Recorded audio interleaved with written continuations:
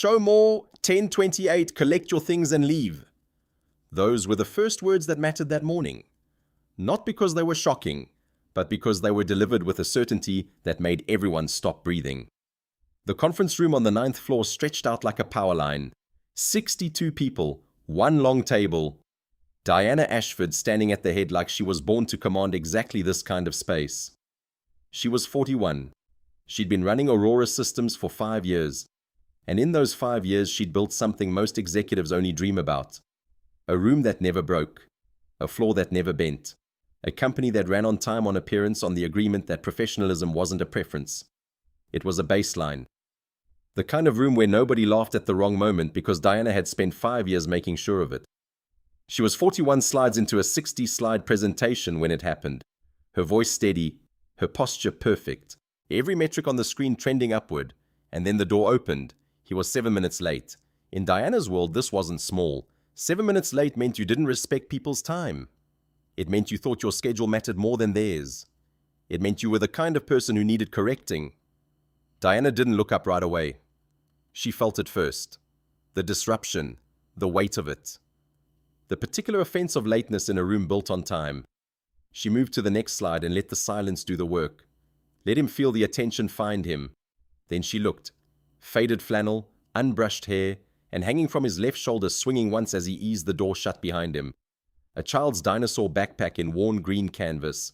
Diana's eyes moved over him slowly. Not with disgust exactly, with something colder. With the particular clarity of someone cataloging a failure. Someone who'd already decided what they were looking at before they finished looking. She knew his name. Ethan Cole, 9th floor. Mid-level analyst, 5 years in the building. Mostly invisible. The kind of employee who did work quietly and didn't announce when he left. He was pleasant enough when people tried talking to him.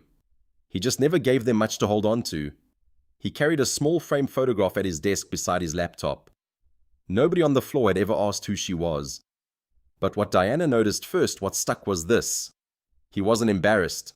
Most people would have apologized, would have explained, would have tried to make themselves smaller. But Ethan Cole set the backpack down gently, deliberately, like he was handling something precious instead of something that exposed him. And when his eyes found hers, for 1 second, Diana felt something unexpected. Not anger, not yet. A question mark, a moment of what is he? Something flickered across her face, recognition of something. But she couldn't quite place it. It was gone before she could hold it, and then her control reasserted itself like a hand closing over her thoughts. She moved to the next slide. "Collect your things and leave," she said. Her voice carried without effort the way it always did. Effective immediately. People like you have no place in a company that wants to be taken seriously. The room absorbed it completely. No one exhaled. No one moved. It was the kind of silence that only comes after something's been said that can't be unsaid. Ethan didn't flinch. He stood there for a moment. Long enough for Rachel Martinez, a junior analyst sitting 3 seats from the end, to notice something in his expression. Not devastation, not fury, not even particularly surprised. He looked like someone who'd just made a phone call he'd been waiting a very long time to make. He reached down and unhooked the backpack from his shoulder. He set it on the floor carefully. The way you set something down when you don't want it to get scuffed. Then he took out his phone. He pressed a single contact. He waited 2 seconds. Marcus. His voice was exactly the same as it had been in every early morning, every unremarkable Tuesday, every quiet afternoon on the 9th floor. Get up to the conference room right now. He ended the call before the other end could answer. He looked at the security guard, a young man named David, who looked like he'd rather be anywhere else, and gave him a small nod. Then he walked toward the door. Steady. No performance in it. His shoulders didn't shake. His head didn't drop. He just walked like a man who'd decided something and was following through. And the last thing Rachel saw before the door closed behind him was the angle of his expression. Not devastated. Not furious. Not even particularly surprised. He looked like someone who'd just made a phone call he'd been waiting a long time to make. The silence that followed was different from the silence before. Marcus Webb didn't take the elevator. He took the stairs, all 9 flights. Not because he was afraid of enclosed spaces, because he needed time to understand what was happening. Because some part of him, the part that understood numbers with the precision most people reserved for language, already knew. And knowing meant accepting something he'd been avoiding for a very long time. He was the company's CFO. Marcus Webb understood numbers. He understood ratios and percentages and the way compound interest could turn $5 into $5,000 if you just gave it enough time. He understood the mathematics of growth. But as he climbed those stairs, the number that kept returning was 15. 15 minutes since Ethan called him. 15 minutes in which Diana Calloway had convinced herself the situation was still manageable, that she'd done the right thing, that standards mattered more than circumstances, that a room full of witnesses meant she'd been right to act. 15 minutes of her sitting in that conference room, explaining to 62 people why unprofessionalism couldn't be tolerated, why exceptions were the first sign of a failing system, why someone who'd bring a child's backpack into a professional space was exactly the kind of person who didn't belong. Marcus understood something about his partner that Diana did not. He'd known Ethan Cole longer than Diana had known the company. He'd watched Ethan build this place from nothing. From a rented room with 2 desks and a printer that jammed every 3rd page. From an idea that Sarah had and a commitment that Ethan had made. And he'd watched Ethan step back from running it. Not away, just back. Choosing to manage his stake quietly rather than occupy the chair at the head of the room. Because there was a 6-year-old who needed a parent who was present. Not just employed, present. This morning that 6-year-old had scraped her palm on the pavement outside her school gate. Ethan had cleaned the graze with the first aid kit he kept in his car. Had crouched down on the sidewalk and told her she was strong. Had made sure she felt safe before bringing her to work. Because he had no childcare that morning. And he had a meeting he couldn't miss. And Diana had fired him for it. Marcus reached the conference room. He pushed the door open without knocking. Diana was mid-sentence. She was addressing the 4 people still seated around the conference table. 2 members of her immediate team, one HR coordinator who looked deeply uncomfortable, a senior account manager who had the expression of someone watching a car crash in slow motion. She turned when Marcus entered, and Marcus could see it in her face. The assumption that this was still a situation she controlled, that whatever was happening could be managed, that he was coming to support her decision. "We need to talk," Marcus said. And then he told her, not in the lobby, not in the hallway. Right there in that conference room in front of the people, Diana had chosen to witness her moment of triumph. He told her that the man she'd just fired wasn't a mid-level analyst. He told her that Ethan Cole had founded Aurora Systems, that he'd built it from nothing with his wife, that when his wife died 2 years ago, he'd stepped back from the CEO role. Not because he'd lost interest, but because he had a daughter who needed him. Because sometimes the most important work isn't the work that gets announced in meetings. He told her that Ethan had been coming in late and leaving early by choice, that his job was to be a present parent, and she'd fired him for it. In front of 62 witnesses, Diana's face went through several expressions. Shock, disbelief, then something worse. Understanding. "That's not possible," she said. "It's very possible," Marcus replied quietly. "And it happened about 20 minutes ago." Diana stood very still. The room around her seemed to have gotten smaller. Or maybe she had gotten smaller. It was hard to tell anymore. She left the conference room. She didn't apologize. She didn't try to explain. She just left. And Marcus sat down in the chair Diana had vacated and waited for what came next. Diana didn't know what to do with herself, so she rode the elevator down to the 9th floor.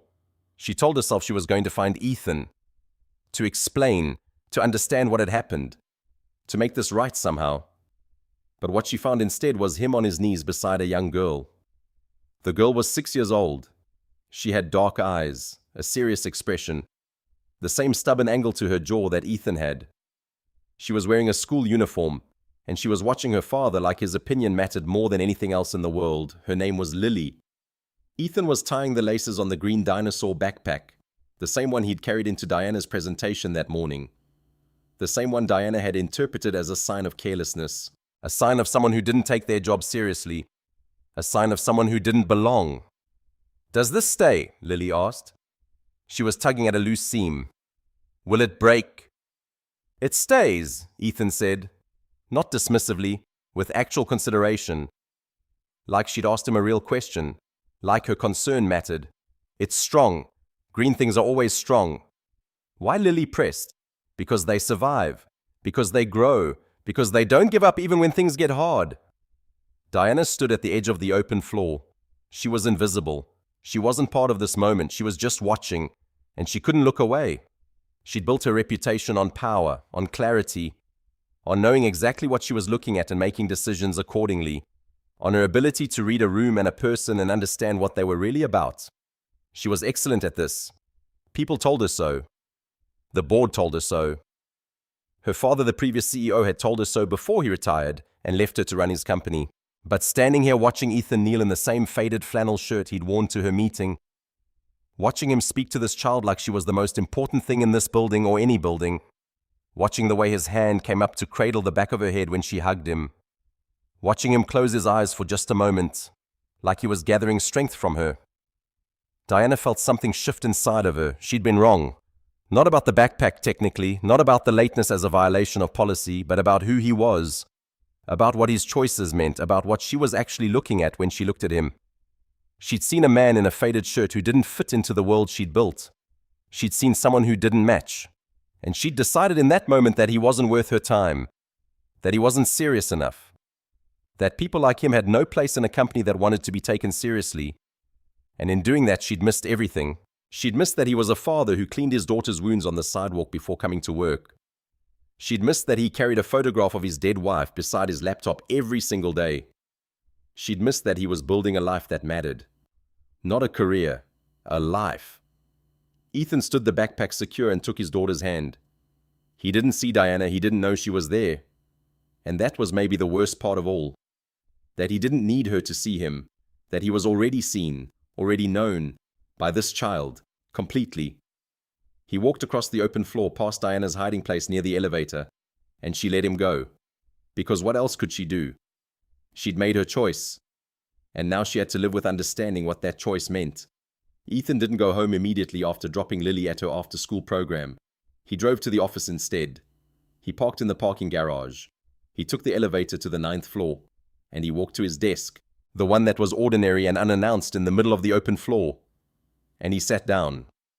The photograph of Sarah was still there. The woman he'd built this company with. The woman he'd spent 7 years in a rented room with building something real. The woman who'd held up that first signed client contract with both hands like it was a trophy. The woman who died 2 years ago. In a moment that still didn't feel real. He looked at her face, at the smile frozen in time, at the way she was looking at something the camera couldn't see. And then Diana appeared at the edge of his desk. She looked different, smaller somehow, like the thing that had been holding her together had come loose, and she couldn't quite gather it back up. "I owe you an apology," she said. Ethan looked at her. He didn't stand. He didn't offer her a chair. He just looked at her and waited. "You owe me a lot of things," he said quietly.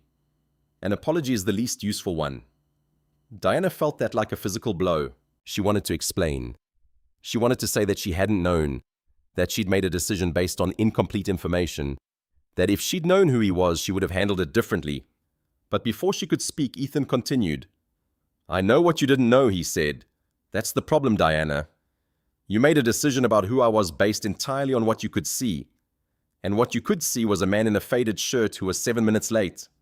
You didn't know that my daughter scraped her palm on the pavement outside her school this morning. You didn't know that I had to clean the grays and make sure she felt safe before bringing her to work. You didn't know that I had no childcare that morning, and that I had a meeting I couldn't miss." He stood now, not to intimidate her, but because the weight of this moment required it, and you saw that as unprofessional, as a sign that I didn't belong, as something worth firing me over in front of 62 people. Diana wanted to protest. She wanted to explain about standards and expectations. She wanted to defend the system she'd built, but Ethan was already speaking. "When my wife died 2 years ago, I had a choice to make," he said. "I could climb. I could become the CEO. I could build on what we had created. Or I could step back and be a present parent to the daughter she left behind. I chose to step back. Not because I didn't believe in this company anymore, but because I believed that my daughter needed me more, and I was willing to be invisible for that. I was willing to let people like you think I was less than. As long as I could pick her up from school and tell her that she was strong." He moved toward the window, toward the city beyond it, the city that didn't care about corporate hierarchies, that didn't know the difference between a CEO and a mid-level analyst, that just kept moving forward regardless of who was in charge. "But what you did this morning wasn't just cruel," he said. "It was typical. You fire people for not fitting. You push them out for being human in places you've decided humanity is unprofessional, and nobody stops you because you're very good at what you do. You're excellent at making a company that runs like a machine. He turned to face her. But machines don't have the complexity to do the work this company actually does. People do. Flawed, tired, struggling, overextended people who show up anyway. And you've been pushing them out. All of them. Diana stood very still. She could feel the weight of his words settling on her shoulders. She could feel the space between who she thought she was and who she actually was growing wider. And there was nothing she could say that would bridge that gap. "I'm going to tell you what's going to happen," Ethan said. His voice was low, but it filled the entire floor. "You're going to reverse the firing. You're going to meet with the 4 people you've pushed out over the past 2 years. You're going to listen while they tell you what your system actually cost them. And then you're going to help them rebuild what they've lost. Not because I'm asking you to, but because you finally understand what you've been doing." "And if I don't?" Diana asked. "Then you leave," Ethan said. "And I rebuild this company into something that doesn't require people to disappear in order to succeed." Diana understood then. There was no negotiation here. There was no redemption available that she got to control. She'd been weighed and found wanting, and she had to live with that. She left his office without saying anything else. There was nothing left in the sequence that would change what was already true. She'd looked at Ethan Cole and seen exactly what she expected to see. And that in the end was the only mistake she ever made. As she walked back to her office, people watched her. They could feel something in the air. Something had shifted. The weight that usually surrounded Diana was gone, like she'd been carrying something invisible and had finally set it down. She gathered her things in silence. The ceramic mug with the company logo, the awards, the photographs of her with her father, all the markers of her authority. She picked up the mug once, the one that said CEO. She held it in her hands for a moment, and then she set it back down on the desk. The elevator doors closed behind her at 1:47 in the afternoon. And somewhere in the building, people began to breathe differently, like the weight of her presence had lifted, like it was suddenly possible to be fully human at work. Ethan gathered the 9th floor at 3 o'clock. Not in the conference room, in the open space where work actually happened, the space where people passed each other every day on the way to the printer, to the kitchen, to the window. People came out of offices and away from desks. They weren't sure why they were gathering, but they knew something had changed. Word traveled in a building the way it travels everywhere. Diana had been fired. Ethan Cole was the owner. The power dynamic that everyone had been living inside of had been turned completely upside down. Rachel stood near the back watching him. She'd been watching him since that morning. She'd noticed the way he carried the backpack like it was precious. The way he said his daughter's name. The way his expression when he made that phone call wasn't resignation. It was clarity. Ethan didn't call for quiet. The room settled on its own. Something in his presence made people still. He was wearing the same flannel shirt he'd worn to the meeting that morning. "I know a lot of you stayed because you didn't have another option," he said. His voice didn't demand attention. It commanded it through authenticity. Or you thought you didn't. Or you had been here long enough that leaving felt like losing something you had put too much into. He looked around the room, not performing, actually looking, like he saw each person, like each person mattered. "That changes today. I want you to know that." He told them about the system. Not in corporate language. Plainly. The way you tell someone something true. The system that has been used to evaluate you has also been used to push you out, to make you fit into a shape that isn't human. And it's stopping. A new system is going to be built. And the people who build it are going to be the people in this room, not the people above it. He named Jordan, a junior analyst who'd been documenting everything. Keeping records when keeping records was a risk. "I'm asking you to lead the working group," Ethan said. "Not because of what happened this morning, but because of what you did over the past 3 months alone without anyone asking you to. You kept records when keeping records was a risk. You told the truth when telling the truth could get you fired. That's what this group needs at its center. Someone willing to tell the truth." Jordan nodded slowly. The first time he'd ever been asked to lead anything. The first time anyone had noticed that he'd been paying attention. "There are 4 people who were pushed out by the system," Ethan continued. "Today they're going to receive calls. I'm going to tell them the door's open if they want to come back. I'm going to tell them we're rebuilding how we work.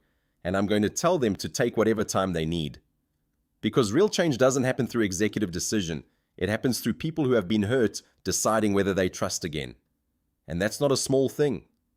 The floor absorbed this. For the first time in 5 years, maybe in the entire history of the company, people felt like they were working for someone who understood what work actually cost. Ethan made the calls from his desk. Each one was a conversation with someone Diana had pushed out. Each one was a conversation where he didn't try to convince them to come back. He just left the possibility open. To Marcus Jr., Sarah's younger brother, who'd left the company 5 years ago, unable to bear seeing the place where his sister had poured her life and her dreams. To Jennifer, who'd been asking questions and had been told that her questions weren't welcome. To Thomas, who'd wanted to propose a different approach and had been shut down. To Casey, who'd simply wanted time to grieve her father and had been told that personal tragedy wasn't a valid reason for work performance to decline. To each of them, Ethan said, "I know what happened to you, and I'm calling to tell you the door is open if you want to come back."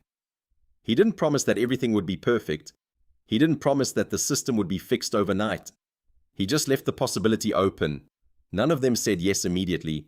He hadn't expected them to. Because real trust takes time.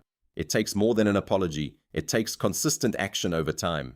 It takes proof that things are actually going to be different. That was okay. He could wait. Marcus Jr. cried quietly on the phone. Said he'd think about it. Thanked Ethan for calling. Said it meant something that anyone noticed he'd left. In the background, the 9th floor was moving differently. People were asking questions. Jordan was already organizing notes about the review system. Rachel was talking to others about their experiences. People were speaking up in a way they hadn't been allowed to in 5 years, like they'd been given permission to be fully human at work. The school gate was steel and painted green, the same gate where Lily had caught her palm on the pavement that morning. The same gate where she'd fallen and scraped herself and cried for about 30 seconds, and then stopped the way first graders do, when they realize that crying isn't as interesting as whatever comes next. Ethan arrived at 3 o'clock, and stood where the parents stood on the low curb, doing the particular waiting that parents do, which has no real texture because it exists entirely in the space before the thing you're waiting for appears. He'd spent the day doing things he needed to do, making decisions that needed making, speaking to people who needed to hear what he had to say. But this moment of waiting for his daughter, was the only thing that felt real. Lily came through the gate at 3:12. She was covered in playground dirt, and completely unconcerned by it, she spotted her father before he spotted her, and covered the distance between them at a speed that suggested the scraped palm from that morning hadn't significantly affected her general outlook. She grabbed his hand, and pulled him toward the sidewalk with the purposeful energy of someone who had things to report. "Did anything happen today?" she asked. It was her standard question, delivered with the tone of someone who considers the answer a reasonable expectation. Ethan looked down at her. Sarah's eyes, his stubbornness, her own entirely distinct expression, the expression of a person who'd been alive for 6 years and found most of it pretty interesting so far. I remembered something he said. "What did you remember?" Lily pressed. He thought about the conference room that morning. The bar chart on the screen showing every metric trending upward. The photograph on his desk. Sarah laughing, holding up a sheet of paper with both hands. The rented room. 2 desks. A printer that jammed every 3rd page. Everything that had come after. Everything that had been slowly unmade inside it without him seeing. And the particular feeling of a morning that had forced him to look directly at something he'd been circling for a very long time. "Why, I built it," he said. Lily seemed to find this acceptable. She shifted the straps of her backpack higher on her shoulders, and kept walking, and Ethan walked beside her, and the afternoon light came down at the low angle it reaches in October. Long and specific. The kind that makes ordinary sidewalks look briefly like somewhere worth paying attention to. The first email of the following morning was sent at 8:47, before most of the floor had finished their coffee. From Jordan Pierce, addressed to the full 9th floor distribution list, copied to Marcus Webb. It contained a single question, clear, specific, plainly worded. An inquiry about a discrepancy in the previous quarter's reported figures, with the relevant line items attached. No one asked him to take it back. No one suggested he reconsider the tone. No one pulled him aside afterward to explain the difference between his role and his authority. The question sat in the inbox of everyone on the 9th floor, and waited for an answer. And the waiting fell to the people who'd been on that floor long enough to understand what it meant, like the first morning of something that had not existed there before. Not loudly, not with any announcement. Just a question asked by someone who'd finally been given the room to ask it. 3 weeks later, Ethan sat at his desk on the 9th floor. The photograph of Sarah was still there, but now beside it there was a new photograph. Lily at 6, holding up a drawing of something that might have been a horse, or might have been a herpist's field notes, gap-toothed and unself-conscious, entirely certain that whatever she was showing him was worth showing. The ninth floor was different. People asked questions now. People proposed ideas. People spoke up in meetings, not because they were forced to, but because they'd been given permission to be fully human. Ethan had started working with an outside consultant to rebuild the evaluation system, not from scratch. Some of what Diana had built was good, but stripped of its cruelty, stripped of the assumption that people were machines that could run without rest, without presence, without the acknowledgement that they were living human lives. The 4 employees who Diana had pushed out were being called back. One had already said yes. One was still thinking. The others were considering. And what they'd find when they returned wasn't a company trying to make them forget what had happened, but a company trying to understand what had happened and become something different. Diana Ashford didn't come back, but the work she'd left unfinished was being completed by people who cared. The system she'd built was being dismantled, not with anger, not with revenge, but with the quiet determination of people who'd finally been given permission to be themselves.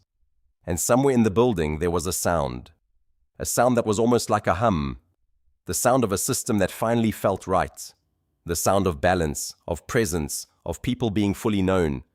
Ethan never became a different man. He was already the man he needed to be. What changed was that other people started seeing him, and once they did, they couldn't unsee. And once they couldn't unsee, they couldn't go back to the way they were.